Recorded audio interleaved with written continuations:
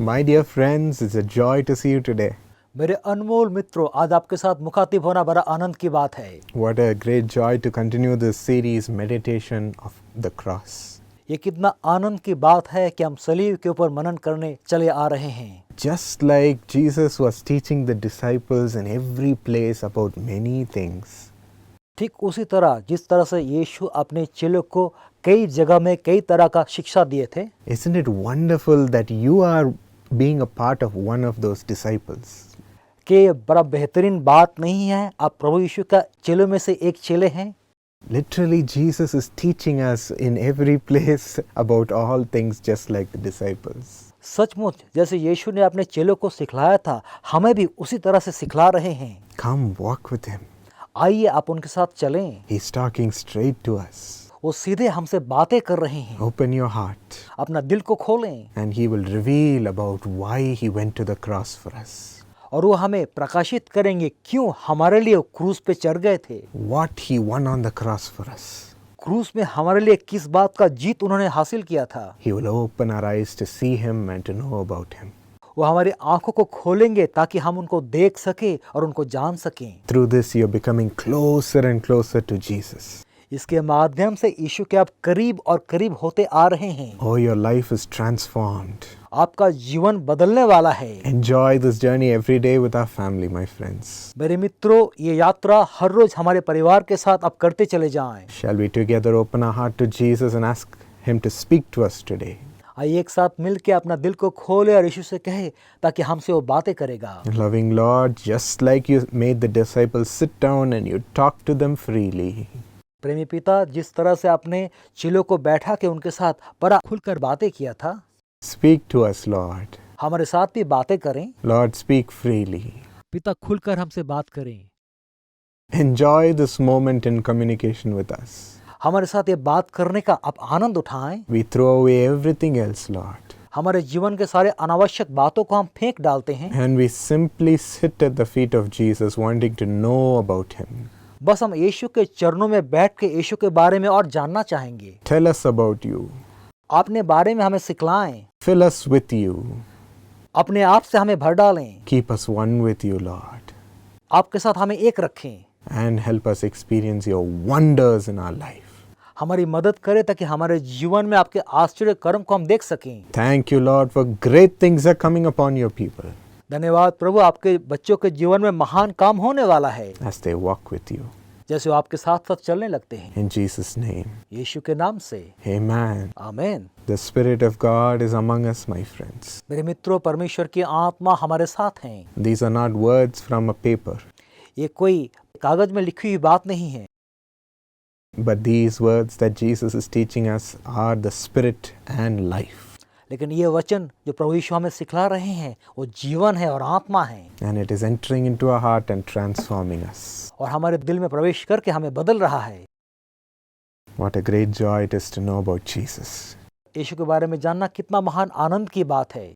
And today we're going to learn from John 13, 1 to 17.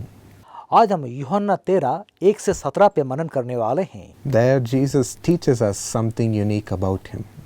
यहाँ यीशु हमें बड़ा अनोखा बात सिखा रहे हैं। Will you turn your Bibles with me to John 13, verse 1? आइए अपना बाइबल यूहन्ना 13, 1 की ओर हम मोड़ लेते हैं। It was just before the Passover festival.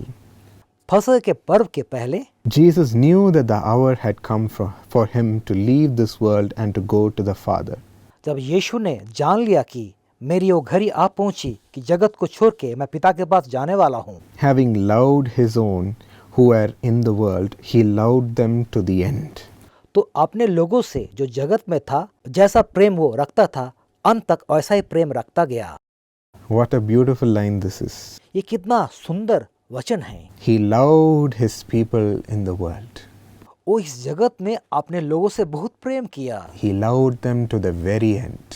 अंत तक उनसे प्रेम दर्शाता रहा। There were people who clung on to Jesus, ये लोग प्रभु यीशु से लिपटे हुए थे। saying, "Oh, what a wonderful person Jesus is. उन्होंने कहा, ये प्रभु यीशु कितना बेहतरीन इंसान है, He has set me free. उन्होंने मुझे आजाद किया है, His love has saved me. उनका प्रेम मेरा उद्धार किया है, And I have seen the wonderful works of God in my life." और मेरे जीवन में परमेश्वर की अद्भुत कामों को मैंने देख लिया है। And they clung on to Jesus.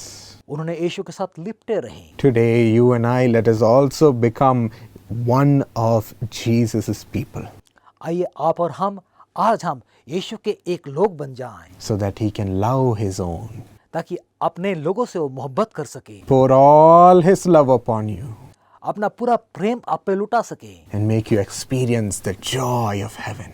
और स्वर्ग की आनंद की अनुभूति आपको करने में मदद करें। He is the joy of heaven.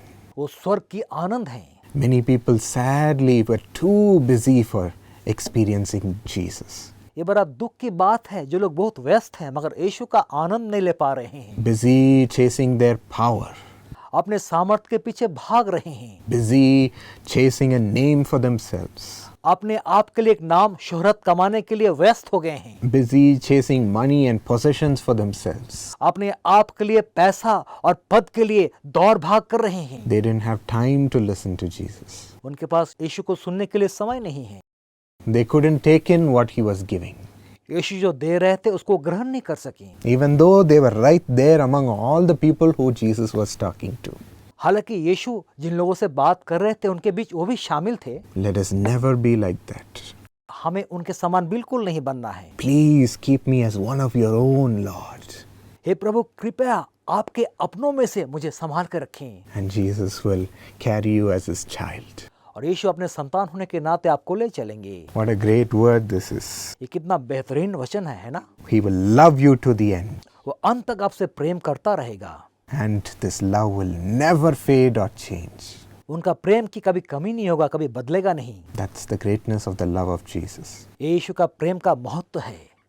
As we continue to read in verse 2, the evening meal was in progress.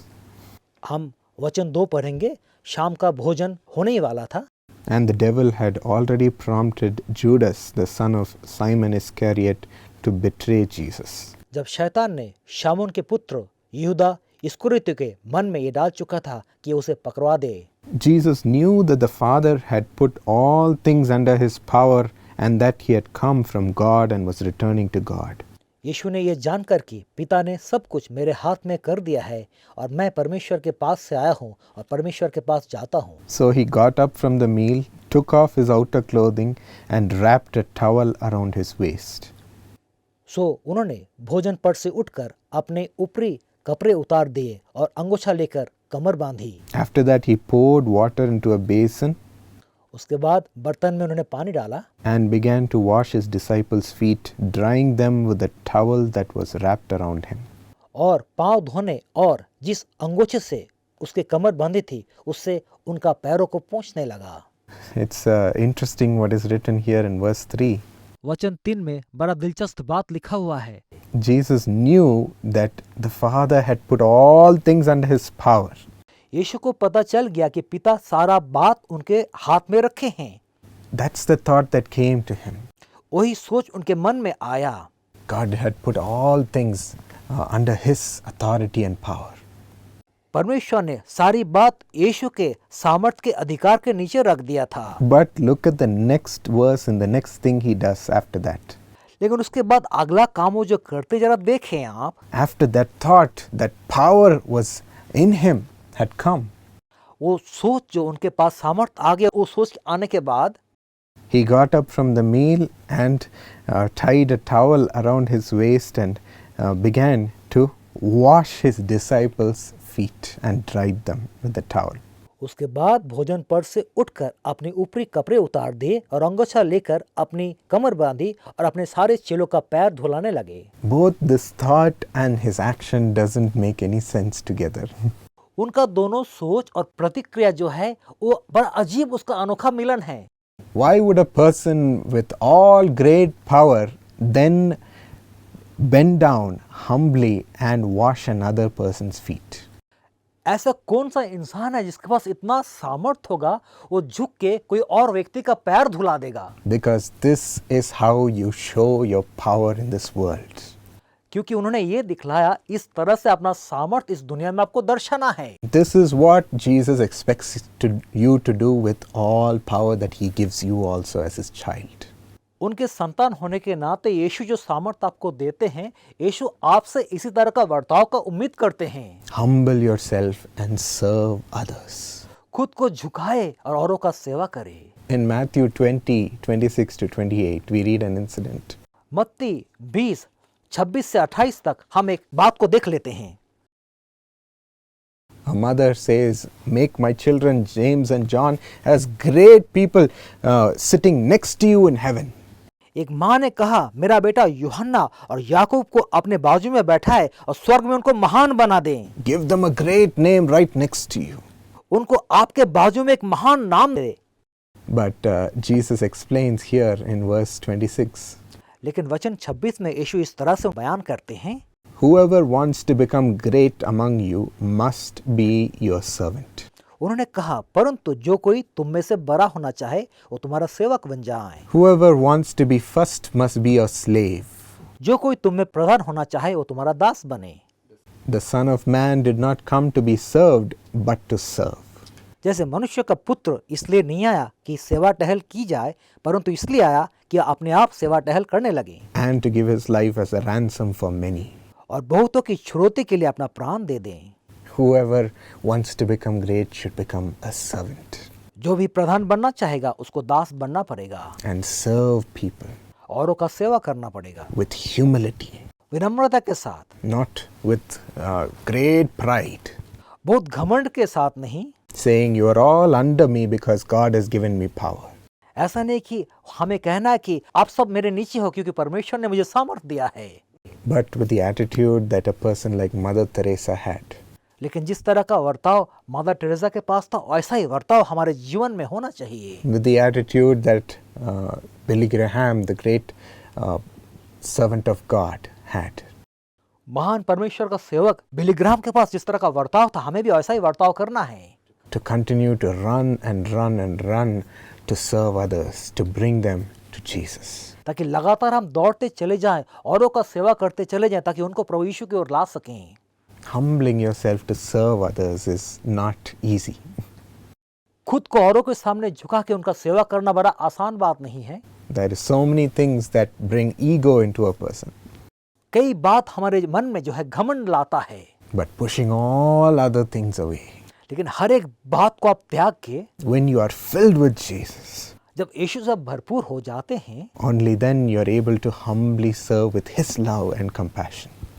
तभी आप परमेश्वर की प्रेम भाग के उनका प्रेम और तरस के माध्यम से औरों का सेवा कर सकते हैं। So today Jesus is teaching us about serving others आज यीशु हमें सिखला रहे हैं कैसे हम औरों का सेवा टहल करें, humbly. विनम्रता के साथ। So let us read and see how. आइए हम पढ़ के देखें किस तरह से करना है। Verse 6, Jesus came to Simon Peter, who said to him, वचन 6 में जब वो शिमोन पतरस के पास आया तब पतरस ने उससे कहा, Lord, are you going to wash my feet? हे प्रभु, क्या तू मेरे पाँव धोता है? Jesus replied, You do not realize now what I am doing, यीशु ने उसको उत्तर दिया, जो मैं करता हूँ तो उसे अभी नहीं जानता, but later you will understand. परंतु इसे बाद में समझेगा। Why does he say, Later you will understand what I am doing? क्यों यीशु ने ऐसा कहा? तो बाद में समझेगा अभी मैं क्या कर रहा हूँ। What was Jesus doing? यीशु क्या कर रहे थे? Washing the feet of his disciple Peter. वो अपना चेला पतरस का पैर धुला रहे थे। He said, You will understand only later because the reason for doing this did not happen yet. उन्होंने कहा, मैं किस लिए तेरा पैर धो रहा हूँ तो बाद में समझेगा क्योंकि उसका कारण अभी हुआ नहीं है। Why does Jesus wash our feet?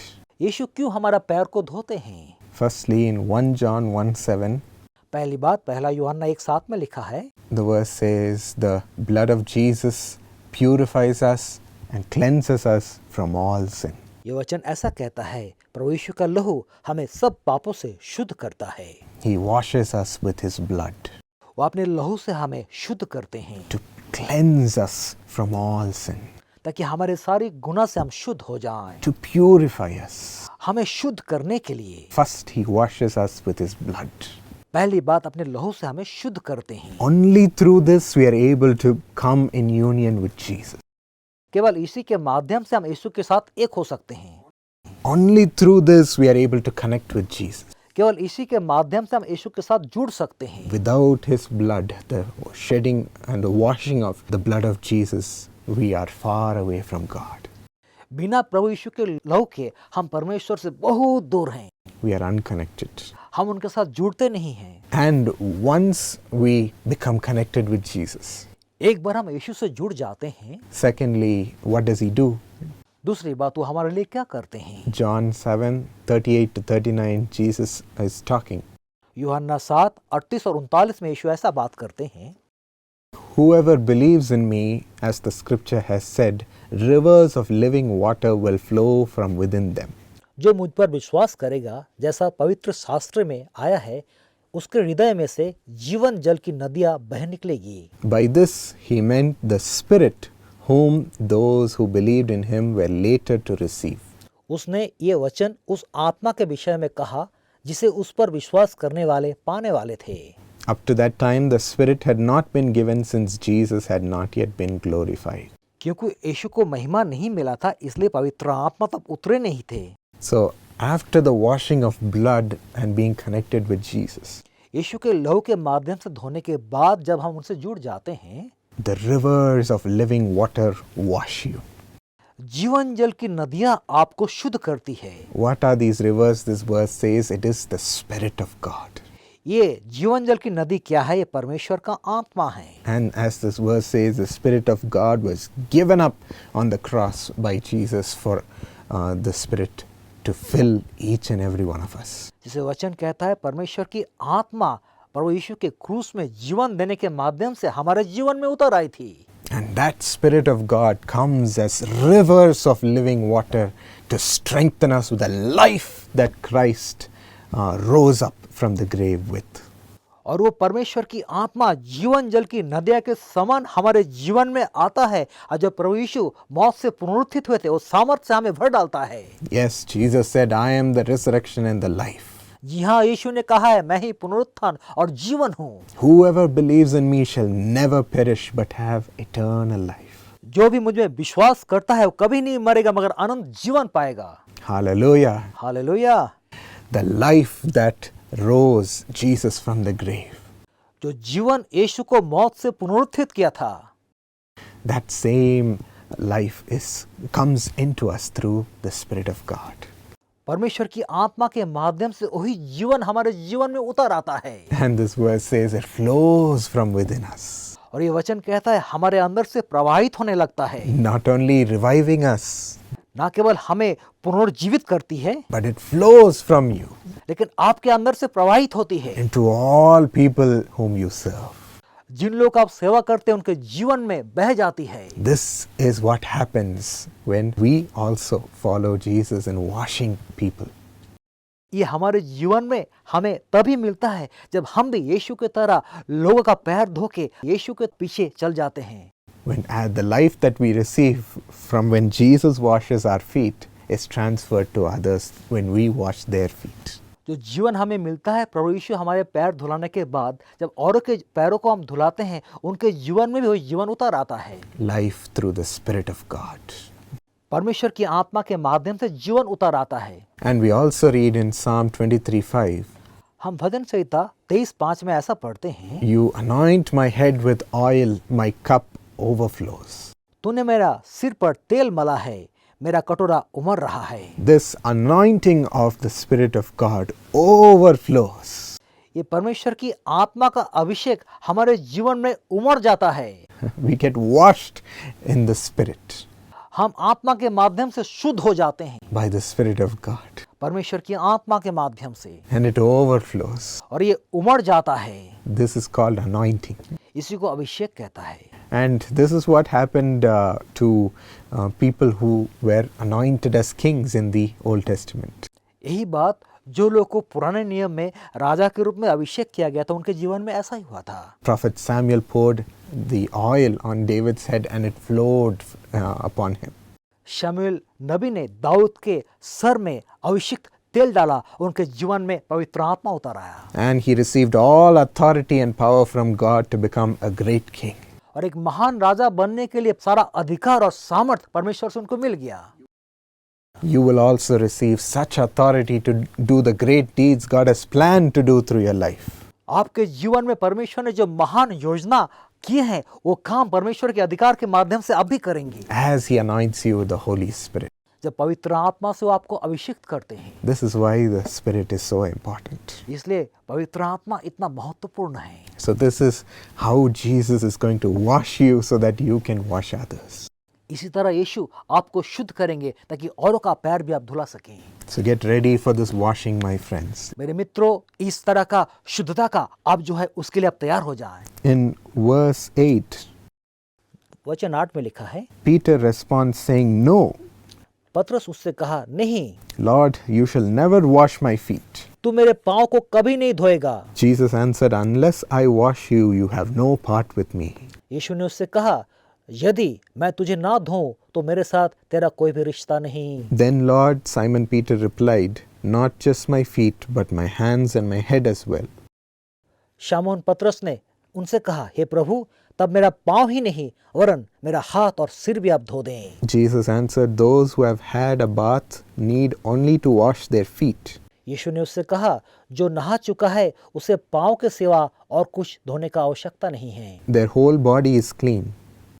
क्योंकि उनका पूरा शरीर शुद्ध है। And you are clean, though not every one of you. हालांकि तुम शुद्ध हो परंतु सब लोग शुद्ध नहीं हैं। For he knew who was going to betray him, and that was why he said, Not everyone was clean. वो तो अपने पकड़वाने वाले को जानता था, इसलिए उसने कहा, तुम में से सब कोई शुद्ध नहीं हो। Look at this interesting exchange between Jesus and Peter. यीशु और पतरस के बीच ये दिलचस्प बातों को जरा देख ले। Peter says, First, don't wash me, Lord, you are too great for me. पतरस ने कहा, हे प्रभु, आप मेरा पैर ना धोए, आप मेरे सामने बहुत महान हैं। Jesus says, If you don't allow me to wash you, then you will have no part with me. यीशु ने कहा, अगर तेरा पैर मैं नहीं धोऊंगा तेरे साथ मेरा कोई रिश्ता नहीं रहेगा। Peter immediately says, Then wash everything, my whole body. तब पतरस ने कहा, हे प्रभु, मेरा पूरा शरीर तो धो दे। But Jesus says, Not your whole body is washed and clean physically. यीशु ने कहा, शारीरिक रूप से तुम्हारा पूरा शरीर जो है शुद्ध है, I only want to wash your feet. केवल मैं तेरा पैर धोना चाहता हूँ। Why the feet? क्यों ये पैरों की बात है? Let us examine why Jesus is washing only the feet of the disciples. आइए हम जांच लेते हैं प्रभु यीशु क्यों अपना चेलों का पैर ही धुला रहे हैं। Firstly, Isaiah 52:7. पहली बात, इशाया 52:7 में ऐसा लिखा हुआ है, How beautiful on the mountains are the feet of those who bring good news. पहाड़ों पर उसके पांव क्या ही सुहावने हैं जो सुसमाचार लेके आते हैं। Yes, because with these feet we run to bring the good news of the gospel of Jesus. क्योंकि इस पैरों के माध्यम से प्रभु यीशु का सुसमाचार का जो समाचार है उसको हम लेके चलते हैं। This gospel should become everything that we work towards to. ये सुसमाचार हमारे जीवन में सब कुछ होना चाहिए जिसके लिए हमें मेहनत करनी है। It should become part of everything you do in your life. आपके जीवन में जो भी काम करते हैं पूरा जीवन का ये हिस्सा होना चाहिए। The reason why you live and breathe. इस जगत में आप जिस लिए जीते हैं और सांस लेते हैं, We always as a family, whatever we do, we think, how can we bring the gospel to these people? एक परिवार के रूप में हमेशा हम सोचते हैं कैसे प्रभु यीशु का सुसमाचार हम लोगों के बीच लेके जा सकते हैं। How can we bring the gospel through this project? इस प्रोजेक्ट के माध्यम से कैसे सुसमाचार को हम लेके जा सकते हैं। How can bring the gospel through this thing that we do? इस काम जो हम कर रहे हैं इसके माध्यम से कैसे सुसमाचार को हम आगे बढ़ा सकते हैं। All your thinking should be around bringing the gospel to the people. आपके हर एक सोच में लोगों के जीवन में कैसे सुसमाचार लाना चाहिए ऐसा ही होना चाहिए आपके मन में। When you do that, जब आप ऐसा काम आप करेंगे, even though you might be running a business, हालांकि आप शायद कोई व्यवसाय में आप हो, even though you might be a teacher, शायद आप शिक्षक हो, even though you might be washing clothes for someone, शायद किसी के कपड़ा आप धो रहे हो, even though you might be a mother, शायद एक आप माँ हो, in all things ये सारे कामों में the Lord will lead you to only do His will परमेश्वर आपको केवल अपनी योजना पूरा करने के लिए आपकी अगुवाई करेंगे and do His will well. ताकि आप उनकी योजना को अच्छी तरह से निभा सको। Through your part, आपके साझेदारी के माध्यम से God's kingdom will be established, परमेश्वर की राज स्थापित होगा, and there will be a way for the gospel to spread among all men. ताकि सब मनुष्य के बीच परमेश्वर की सुसमाचार फैलता चला जाए। So don't think what I do is unconnected with the gospel. ऐसा आप ना सोचे जो मैं कर रहा हूँ उसके साथ सुसमाचार का कोई संबंध नहीं है। Always say, use my life to bring the gospel of God. सदा आप कहे, हे परमेश्वर मेरा जीवन का उपयोग करे ताकि परमेश्वर की सुसमाचार का प्रचार मैं कर सकूं, And God's will be done through you. और आपके माध्यम से परमेश्वर की योजना पूरी हो जाएगी। Let us have such a heart. आइए हम इस तरह का दिल रखें, And God, Jesus, the Lord Jesus, will wash your feet and make it beautiful. और प्रभु यीशु आपके पैरों को धुला के उसको खूबसूरत बना देंगे। This is one of the reasons why Jesus washes our feet. ये एक कारण है यीशु क्यों हमारा पैर को धोते हैं। Ephesians 6:15 also says the same. इफिसियों 6:15 में भी यही बात लिखा हुआ है। And secondly, और दूसरी बात, we read in the Bible, Bible में हम पढ़ते हैं Proverbs 1:15 and 16. नीति वचन 1:15 और 16 में ऐसा देखते हैं, My son, do not go along with them. हे मेरे पुत्र तू उसके मार्ग में मत चलना, Do not set your foot on their paths. वरन उनकी डगर में पांव भी ना रखना, For their feet rushes into evil. क्योंकि वे बुराई की ओर दौड़ते हैं They are swift to shed blood. और हत्या करने को फुर्ती करते हैं। On the other hand, we also read Psalm 56:13. दूसरी तरफ वचन संहिता 56:13 में हम देखते हैं, For you have delivered me from death, क्योंकि तूने मृत्यु के फंदे से मुझे बचाया है, and my feet from stumbling, तूने मेरे पैरों को फिसलने से बचाया है, that I may walk before God in the way of life, ताकि मैं ईश्वर के सामने जीवितों की उजालों में चलो फिरूं, in the light of life. जीवन की उजाला में चलो फिरूं। So there are two paths. यहाँ जो है दो मार्ग हैं, A path which leads to doing evil and becoming one with the darkness. एक रास्ता है जो हमें बुराई की ओर अगुवाई करता है और हम अंधेरे के साथ एक हो जाते हैं, And a path to walk before God in the light of life. और एक मार्ग जो परमेश्वर के सामने हम चलते हैं और उजाले में चलते हैं। That's why God says in Proverbs, My son, do not go along with these people who set foot on these evil paths. इसीलिए नीति वचन में प्रभु ऐसा कहते हैं, हे मेरे पुत्र उनके मार्ग में ना चलना, उनके डगर में पैर भी मत रखना। Their feet rush to do evil, उनकी पैर बुराई को दौड़ते हैं, but let your foot always choose my path. लेकिन तेरा कदम सदा मेरी मार्ग को चुन ले, Stay in my righteousness. मेरे धार्मिकता में बना रहे, Let your foot stay away from evil. तेरा कदम बुराई से दूर रहे। So every day just ask God, keep me in your righteous path. हर रोज परमेश्वर से मांगे, हे परमेश्वर अपनी धार्मिकता का मार्ग में मुझे रखें, Let me do only righteous acts. केवल मैं धार्मिकता के काम करूं, And Jesus will wash your feet, make your foot and your path holy and righteous. यीशु आपके चरणों को धुलाकर आपका मार्ग को पवित्र और धार्मिक बना देंगे। You will walk in the light. आप रोशनी में चलेंगे। And thirdly, और तीसरी बात, Joshua 14:9, योशुआ 14:9 में ऐसा लिखा है, the land on which your feet have walked will be your inheritance and that of your children forever. इस कारण निस्संदेह जिस भूमि पर तू अपना पांव धर आया है वो सदा के लिए तेरा और तेरा वंश का भाग होगी, Because you have followed the Lord my God wholeheartedly. क्योंकि पूरे दिल से तूने परमेश्वर का पीछे पीछे चलते चला है। God will speak to you, परमेश्वर आपसे बातें करेंगे, show you his will, उनकी योजना आपको दिखलाएंगे, and lead you. आपकी अगुवाई करेंगे। Be bold to put your foot in the next step which God leads you. जिस मार्ग में परमेश्वर आपको लेके चलते हैं अगली कदम बड़ा हियाव के साथ रखें। It might seem too big. शायद ये बहुत बड़ा दिख सकता है, It might seem like you're not worthy for it. ऐसा महसूस हो सकता है कि आप इसके काबिल नहीं हैं, But my friend, boldly put your foot and God will give you that land as your inheritance. लेकिन मेरे मित्र बड़ा साहस के साथ अपना कदम बढ़ाएं, परमेश्वर उस स्थान को आपके निज भाग बना देंगे।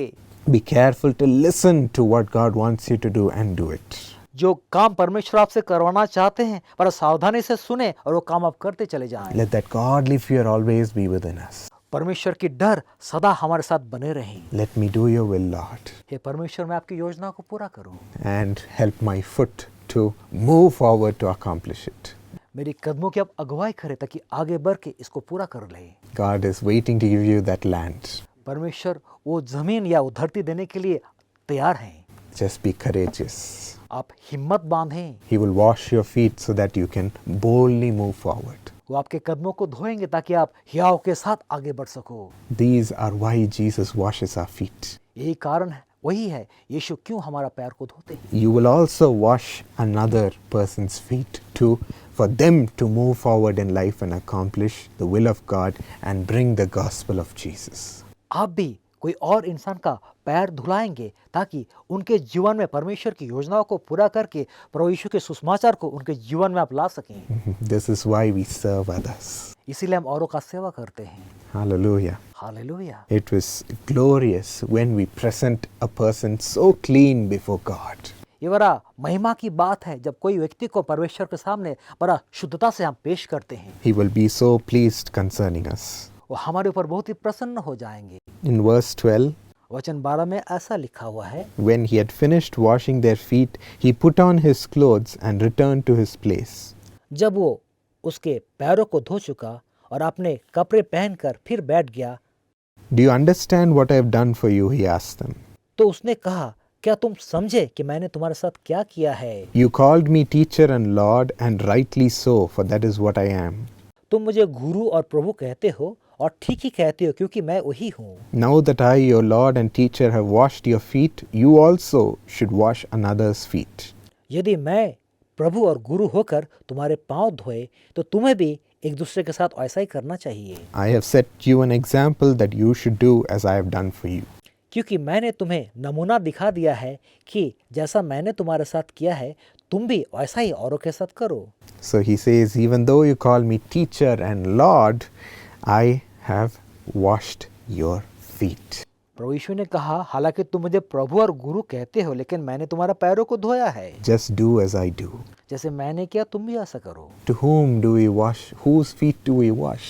हम किसका पैर को हम धोते हैं? Your children, आपके बच्चों का, your students, आपके छात्र छात्राओं का, your workers, आपके कर्मचारियों का, your neighbor, आपके पड़ोसियों का, who all God brings to you to be prayed for, to be spoken to and encouraged and to help. जिनको परमेश्वर आपके जीवन में शामिल करते हैं ताकि आप उनके लिए प्रार्थना करो और उनको आप उत्साहित कर सको। Every one of these people whom God has put in your life is under your care. जिन लोगों को परमेश्वर आपके जीवन में शामिल किए हैं वो आपके देखभाली में हैं। I have seen children crying out for their father and their mother's salvation. मैं देखा हूँ बच्चे लोग अपने माँ और बाबूजी का उद्धार के लिए रो रहे हैं। Please pray, Anna. भाई कृपया प्रार्थना करें, My father should find the Lord. मेरे पिताजी को परमेश्वर मिल जाए। That is the burden that God loves. इस तरह का बोझ से परमेश्वर प्रेम करते हैं A burden for their feet to be washed. ताकि उस बोझ जाए उनके चरणों को धोने का बोझ। Even now you're crying out for the people who are with you. इसी वक्त आप रो रहे हैं जो लोग आपके साथ साथ हैं उनके लिए। Just as you washed my feet, Lord, wash their feet also so that they will become ready to serve you. जिस तरह से प्रभु आपने मेरा पैरों को धोया, आप उनके पैरों को भी धो दे ताकि आपकी सेवा करने के लिए वो तैयार हो जाएं। The blood of Jesus is coming upon them. प्रभु यीशु का लहू उनके ऊपर उतर आ रहा है। The mighty Spirit of God is being poured as anointing over them. पवित्र आत्मा का महान सामर्थ्य उनके ऊपर अभिषेक के रूप में उतर रहा है। Care for these ones whom God has put in your life. आपके जीवन में परमेश्वर ने जिनको भी लाया है उनका रखवाली करें, Wash their feet उनके पैरों को धोएं as Jesus has done for you. जैसे यीशु ने आपके लिए किया है। In one meeting when I was praying led by the Lord, एक सभा में परमेश्वर की अगुवाई में जब मैं प्रार्थना कर रहा था, I remember in Gujarat, मुझे याद है गुजरात की एक मीटिंग थी। suddenly the Spirit of God led me to say, Jesus is washing your feet. अचानक प्रभु यीशु का आत्मा ने मुझसे कहा कि यीशु आपके पैर को धो रहे हैं। And when the meeting was over, one person rushed to the stage and said, Brother, you prayed exactly like this. Meeting समाप्त होने के बाद एक व्यक्ति जो है मंच में दौड़ के आके कहा, भाई आपने ठीक उसी तरह प्रार्थना किया। And now my feet have been healed of all the pain I was going through. अभी मेरा पैरों में जिस तरह का परेशानी था, सारा परेशानियों से मैं आजाद हो चुका हूँ। I believe Jesus, as He washes your feet today, your legs, your feet will be healed also. मैं विश्वास करता हूँ जैसे यीशु आपका पैरों को आज धुलाते हैं, आपका पैरों में जो भी परेशानी है, सारा परेशानियों से आप चंगे हो जाओगे। The healing power of God will also flow. परमेश्वर की चंगाई के सामर्थ आपके जीवन में बह जाएगा। This too happens when Jesus washes your feet. ये भी होता है जब यीशु आपके पैरों को धोते हैं। And finally, we read verse 16.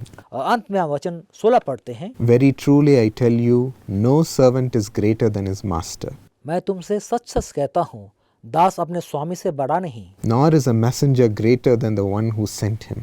और ना भेजा हुआ अपने भेजने वाले से बड़ा है। Now that you know these things, you will be blessed if you do them. तुम ये बातें जानते हो और यदि तुम उस पर चलो तो धन्य हो। Amen. आमीन। You will be blessed when you do this. आप धन्य हो जाएंगे जब आप ये काम करेंगे। Matthew 23:12. मत्ती 23:12 में ऐसा लिखा है, Those who humble themselves will be exalted. जो कोई अपने आप को छोटा बनाएगा उसको बड़ा किया जाएगा। This is what happened to Daniel. यही बात दानियल के साथ हुआ था। When he humbled himself before the Lord to provide an answer for the king. जब उन्होंने परमेश्वर के सामने खुद को दीन किया ताकि राजा को उत्तर दे सके, Saying, Lord, reveal your answer to the king. कहा, हे प्रभु अपना उत्तर राजा के पास आप प्रकाशित करें, Let him see your glory. वो आपके महिमा को देख लें। And truly God's wisdom came to Daniel. और सचमुच परमेश्वर की बुद्धि दानियल के ऊपर उतर आया। And he explained the interpretation of the king's dream and the solution to the king. और राजा का सपना का अर्थ जो है उन्होंने राजा को बताया और सारा समाधान भी बताया। Daniel 2:45-48 we read. दानियल 2:45 से 48 में हम ऐसा पढ़ते हैं, The great God has shown the king what will take place in the future. महान परमेश्वर राजा को बताया कि आने वाला भविष्य में क्या होने वाला है। Daniel said the dream is true and its interpretation is trustworthy. Daniel ने कहा, यह सपना सच्चा है, इस सपना का मतलब भी बहुत सच है। And as the king heard about Daniel's interpretation, जब राजा ने दानियल का सपना का अर्थ जो है सुन लिए, verse 46, the king Nebuchadnezzar fell prostrate before Daniel. वचन 46 में ऐसा लिखा है, राजा नबूकदनेस्सर मुंह के बल पे दानियल के सामने दंडवत किया And paid him honor. और उनको भेंट चढ़ाया And ordered that an offering and incense be presented to him. और उसके सामने सुगंध वस्तु जलाने की बात कहा। The king said to Daniel, Surely your God is the God of gods and the Lord of kings. फिर राजा दानियल से कहा, सच तो यह है कि तुम लोगों का परमेश्वर सब ईश्वरों का ईश्वर है, राजाओं का राजा है, And a revealer of mysteries, for you are able to reveal this mystery. और भेदों का खोलने वाला परमेश्वर है क्योंकि तूने ये वेद प्रकट किया है। Then the king placed Daniel in a high position and lavished many gifts on him. तब राजा ने दानियल को बड़ा पद दिया और बहुत बड़े बड़े दान दिए। He made him ruler over the entire province of Babylon and placed him in charge of all its wise men. कि वो बाबुल के सारे प्रांत पर हाकिम और बाबुल के सब पंडितों पर मुख्य प्रधान बने। This is what happens when you serve others and wash their feet. ये तब आपके जीवन में होता है जब औरों का सेवा करके औरों का पैर धुलाते हैं। Do the will of God परमेश्वर की योजना को पूरा करें and have a readiness for the gospel to be revealed. और सुसमाचार प्रचार करने के लिए आप हमेशा तैयार रहें। Run to do all these things for God. परमेश्वर के लिए सारा काम करने के लिए आप दौड़ भाग करें। And before all people, kings will bow at your feet. और सब लोगों के सामने राजा आपके चरणों में दंडवत करेंगे। They will honor your God. वो आपके परमेश्वर का आदर करेंगे And they will see him. और उनको देखेंगे। And they will also bless you and reward you. वो आपको आशीष देके आपको प्रतिफल देंगे। Not them, but God will reward you through these kings. वो नहीं, लेकिन परमेश्वर इन राजाओं के माध्यम से आपको प्रतिफल देंगे। So you will be blessed as you do all these things that Jesus has taught you. यीशु ने ये सारा बात जो आपको सिखाया है, जब आप ये काम करेंगे आप भी आशीषित हो जाएंगे। Amen. आमीन। Shall we receive this blessing right now? आइए इसी वक्त इस आशीष को हम ग्रहण कर लेते हैं। Wash our feet, Lord Jesus. हे प्रभु यीशु, हमारे कदमों को आप धो डालें, Cleanse us with your blood. अपने लहू से हमें शुद्ध कर दें। Cleanse our dear ones with your blood. हमारे अपनों को अपने लहू से आप शुद्ध कर डालें। Thank you, Lord, for making us clean. धन्यवाद प्रभु, आप हमें शुद्ध कर रहे हैं। His blood is making you holy, उनके लहू आपको पवित्र बना रहा है, new, नया बना रहा है। connected with Jesus. आप यीशु के साथ जुड़ रहे हैं। Lord, wash us with your spirit also. हे प्रभु, अपने आत्मा से भी हमें शुद्ध करें। Let rivers of living water enter into every heart. हर एक दिल में जीवित जल का नदी बह जाए। Yes, the power of the Holy Spirit is coming upon you. जहाँ पवित्र आत्मा का सामर्थ आपके ऊपर उतर रही है। Receive His anointing, my friend. मेरे मित्रों, उनके अभिषेक को आप ग्रहण कर लें। Thank God right now for He's filling you. धन्यवाद, इस वक्त वो आपके अभिषेक कर रहे हैं। And He is giving you all power and authority that is in Him उनमें जो अधिकार और सामर्थ है, वही सामर्थ से आपको उभर रहे हैं, to do the will of God and to bring great glory to God. ताकि परमेश्वर की योजना पूरा करके परमेश्वर के नाम को बहुत महिमा आप दे सकें। Keep our feet moving, Lord. हे प्रभु, हमारे कदमों की आप अगुवाई करें। Lord, let your children move to, Lord, spread the gospel to all people. हे प्रभु, आपके बच्चे हर लोगों को सुसमाचार सुनाने के लिए आगे बढ़ते चले जाएं, To reveal you. ताकि आपको प्रकाशित कर सकें, Let them never be stopped by evil. ताकि वो बुराई के माध्यम से रुके नहीं। Let all the evil powers disappear from their life. उनके जीवन से सारी बुराई के सामर्थ्य जो है गायब हो जाएं। Let all the blocks and the curses of sin be stopped right now. हर एक अवरोध और जो है पाप का श्राप इसी वक्त टूट जाए। Do not let their foot slip, Lord. उनके कदम ना फिसले प्रभु। Keep them holy. आप उन्हें पवित्र बना के रखे। Let them run to do the will of God. वो परमेश्वर की योजना पूरा करने के लिए दौड़ लगाएं। Heal their feet, Lord. उनके कदमों को आप चंगा करें। Lord, let the physical obstructions leave them right now. उनके शरीर की सारी कमियां दूर हो जाए अभी। Please strengthen their feet. उनके कदमों को आप सामर्थ्य बनाएं। Do miracles for them. उनके लिए चमत्कार करें। Raise them and keep them always moving. उनको उत्थित करें, सदा उनकी अगुवाई करते चले जाएं। And bless them and reward them as they go and serve the people around them. अपने आसपास के लोगों की जब सेवा करते हैं, उनको आप आशीष देके उनको आप प्रतिफल दें। Give them great blessing from heaven above. स्वर्ग से उनको महान आशीष दें। Thank you, Lord, for this great reward. धन्यवाद प्रभु इस महान प्रतिफल के लिए। In Jesus' name, यीशु के नाम से amen. Amen. So my friends, enjoy this wonderful new move of God in your life. मेरे मित्रों, अपने जीवन में परमेश्वर की इस नया जो है बात का आप आनंद उठा लें। He has taught us and He has given us all power to serve others. उन्होंने हमें सिखलाया है, औरों का सेवा करने के लिए हमें पूरा सामर्थ्य दिए हैं। He's transformed us. उन्होंने हमें बदल दिया है। God will reward you as you continue to do this. जैसे लगातार परमेश्वर का काम आप करते चले जाते हैं, परमेश्वर आपको प्रतिफल देंगे। And as we read right in the beginning, God's love will always be upon you as you do this. जैसे शुरुआत में हमने पढ़ा, आप जब ये काम करेंगे, परमेश्वर के प्रेम सदा आपके ऊपर रहेगा। God be with you. परमेश्वर आपके संग संग रहें।